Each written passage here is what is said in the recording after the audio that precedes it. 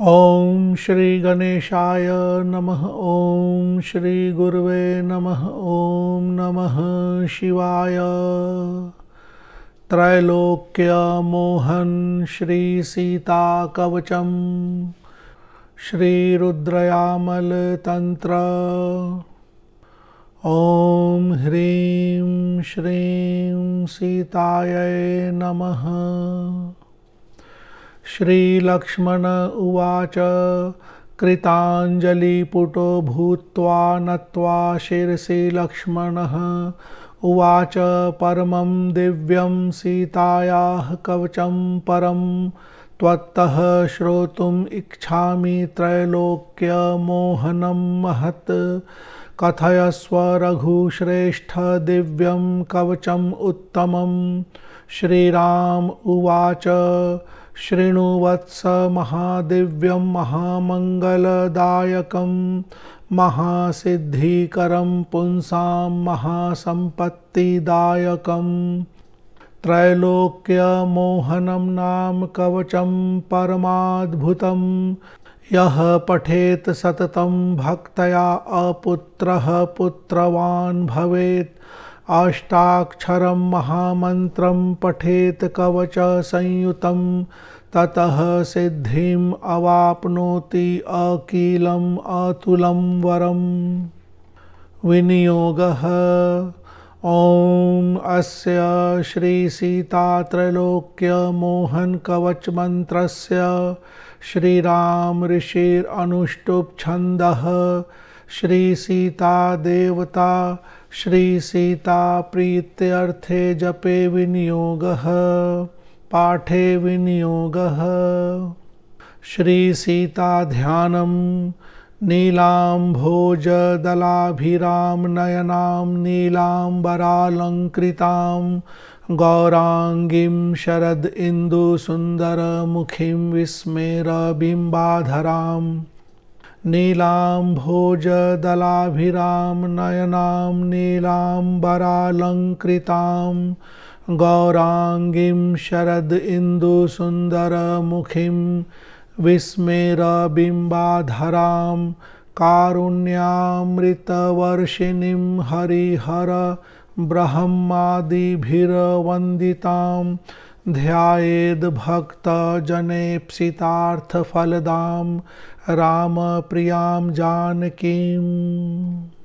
कवच ओम शिरो मे भूभवा पातु ललाटे जनकात्मजा नेत्रे पातु कुजा चैव वैदेही श्रुतिरक्षिणी जिह्वां मे जानकी पातु ग्रीवां जनकनन्दिनी स्कन्धौ पातु महामाया भुजौ पातु सुलोचना करौ पातु सदा सीता हृदयं राम पार्श्वगा मध्यं पातु च पद्माक्षी नाभिं मे वनवासिनी कटिं योगेश्वरी पातु शक्तिनीं मृगध्वंसिनी उरु मे पातु वैदेही जानुनी भिल्लमोक्षिणी जंघे बाली प्रमाथिनी चतुष्पदी दैत्यनाशिनी सर्वांगं पातु स्वच्छांगी सदा पातु प्रबोधिनी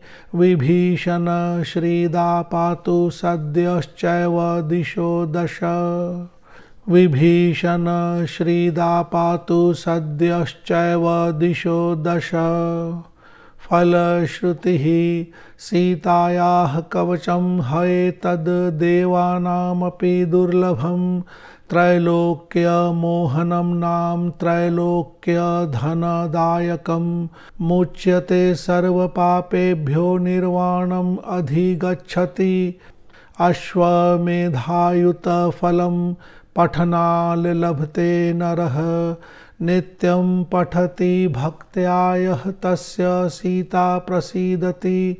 राज्यलाभो भवेत् तस्य मम भक्तिश्च पुष्कला। यः पठेत् तु ममाग्रे वै पूजाकाले प्रयत्नतः सौमित्रे च शृणुष्व त्वं ददामि वाञ्छितं फलम्। अष्टाक्षरमन्त्रः ओम ह्रीं श्रीं सीतायै नमः। आयुतं जपेन मन्त्रं सर्वसिद्धिप्रदायकं वटवृक्षतटे पाठे 1800 च षट्विप्रकृते जाप्यं 300 पृथक् पृथक् एवं नित्यं कृते चैव वर्षपर्यन्तमानवः क्षीर आज्य शर्करा हव्यं गोधूम हृदयं पचेत् भोज्यम आहार एकश्च भूमिशायी जितेन्द्रियः ब्राह्मणे दक्षिणां दत्त्वा नानालङ्कारवस्त्रदः स्वधर्मनिरतः प्राणी अहिंसा सत्यवाक्पटुः एकचित्तो भवेत् तस्य कवचं स्फूर्तिसंयुतः अपुत्रो लभते पुत्रं सत्यं सत्यं श्रीराम भाषितम् आयुतम् एकपाठे च पुरश्चर्यं प्रसूतिकं साक्षात् कल्पतरुः सीता ध्यायते यदि लक्ष्मणः वाञ्छितं वरदा सद्यः सत्यं सत्यं वदाम्यहम्। इति श्रीरुद्रयामलतन्त्रे श्रीरामलक्ष्मणसंवादे श्रीरामविरचितं त्रैलोक्यमोहन श्रीसीताकवचं सम्पूर्णम्। इति श्रीसीतात्रैलोक्यमोहन कवचम्। अब इस कवच से संबंधित कुछ अतिरिक्त जानकारी यह श्री रुद्रयामल तंत्र में है और यह श्री राम जी और लक्ष्मण जी के संवाद के रूप में वहाँ पर है। कवच के प्रारंभ में पूर्व पीठिका का भाग है जिसमें इस कवच से संबंधित कुछ प्रारंभिक जानकारी है। श्री लक्ष्मण जी के पूछने पर श्री राम जी ने यह कवच उन्हें बताया है। यह श्लोक संख्या 1, 2, 3 में है। यहाँ पर श्लोक संख्या 3 में श्री राम जी बोलते हैं, श्रीनुवत्स महादिव्यम, यह बहुत ही महादिव्य कवच है, महामंगलदायकम, महामंगल देने वाला है, महासिद्धि देने वाला है, महासंपत्ति देने वाला है। श्लोक संख्या 5 में कहा गया है, अष्टाक्षरम महामंत्रम पठेत कवच संयुतम। यहाँ पर कहा गया है कि यदि अष्टाक्षर मंत्र के साथ इस कवच का पाठ किया जाए तो सिद्धि शीघ्र मिलती है और अतुल वर प्राप्त होता है, बहुत ही सारे फल प्राप्त होते हैं।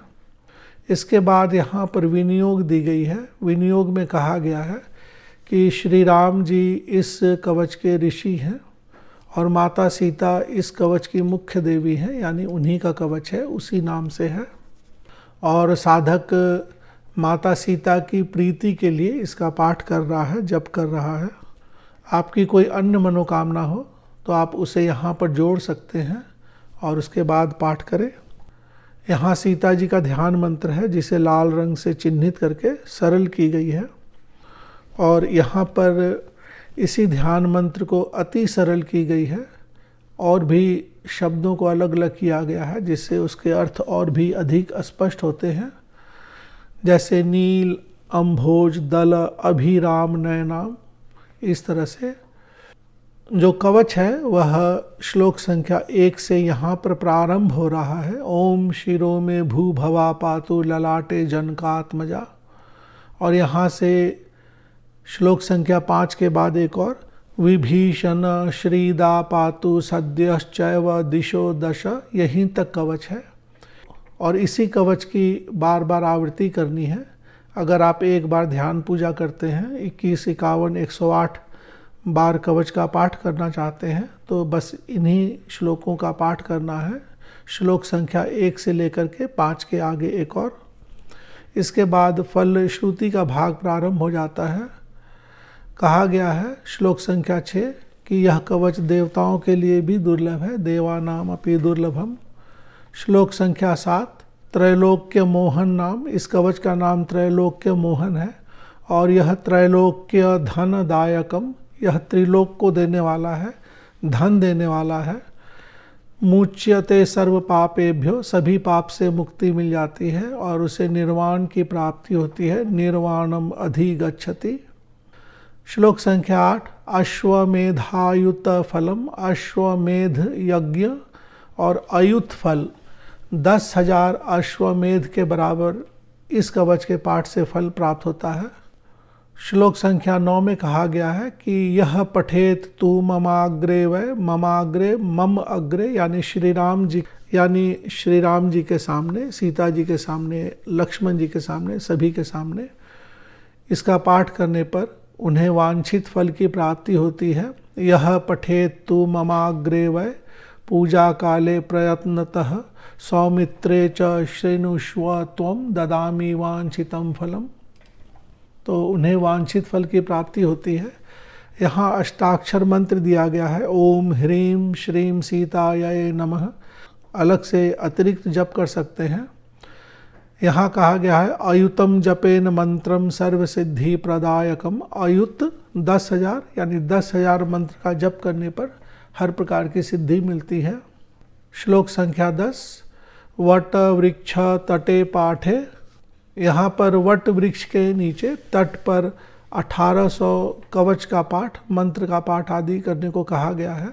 और त्रिशतेन पृथक पृथक 300 करके अलग अलग 6 बार इसका पाठ करने को कहा गया है। श्लोक संख्या 11। क्षीराज्य, यहाँ राज्य दिखता है लेकिन वो क्षीर आज्य है। आज्य यानी घी और मक्खन।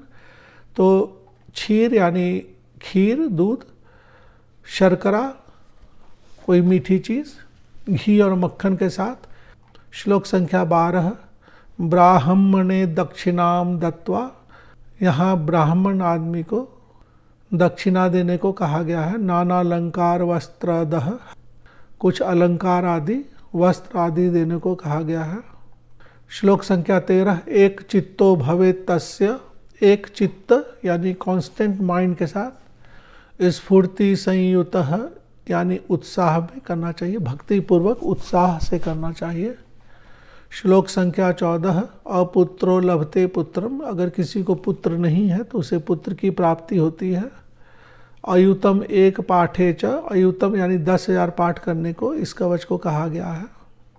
इस तरह से इस कवच को सोचकर समझकर अच्छे से पाठ करें। कवच का मुख्य भाग कम ही है, ध्यान आदि है।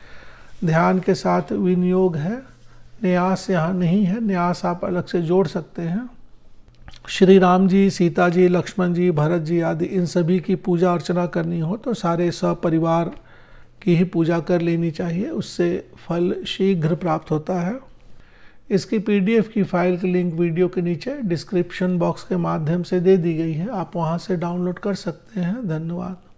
ओम ह्रीं श्रीं सीताय नमः। ओम ह्रीं श्रीं सीताय नमः। ओम ह्रीं श्रीं सीताय नमः।